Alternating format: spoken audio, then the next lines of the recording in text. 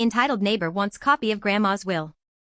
When my grandmother was diagnosed with cancer, she opted for no treatment. She had watched her husband go through chemo, radiation, and surgery, and he was miserable the whole time. She didn't want that for herself. Her family supported her. Over the next year, she gifted items to family and friends, told us to write our names on the things we want, take what we wanted, etc. There were conditions. No, you can't have that. It's a family heirloom meant to go to Aunt and her kids, or to Dad and his kids. We all knew what those items were and who they were going to, so that was easily settled after she died. The house was inherited by my father, who very suddenly and unexpectedly passed away 2 weeks later. I inherited the house at that point. The next door neighbor, we'll call him Todd, came over several times, upset that he and his kids, 21F, 19M, weren't invited to Grandma's funeral. There wasn't one. We were all too busy reeling from my father's death. Weren't presented with a copy of the will. It only included family members, and he knew Grandma loved his kids like her own. She didn't. She complained about them coming over all the time, stealing her water to fill their pool, and she had to tell them to stop calling her Grandma. He wanted to know if I would allow his kids to go through the house to see if there was anything they'd like to take to remember her by. Okay, first, dude. My grandma died 4 weeks ago. And, dude, my dad died 2 weeks ago. I thought he was awfully rude, but I offered to let them go through the boxes I had packed that I was planning to donate, and he was offended. I mean, mortified. He said his daughter and son had their hearts set on some items that were family heirlooms, and I literally laughed at him. I explained they were family heirlooms and would be staying with me, and 2 of the items had already gone home with my brother. He said my kids were her family and she would have gifted those to them. They should have been included along with everyone else when everything was divided up. Keep in mind that none of us knew this guy or his kids other than the neighbors next door. They were never at any family gatherings that were held at her house, and the only time I ever heard her talk about them was when she was complaining about them. Especially when she caught them using both her hoses to fill up their pool and then came over complaining because she had put locks on the outdoor faucets. Luckily, Todd's house was in foreclosure and he moved away about a year later. I have more stories, but those will come later.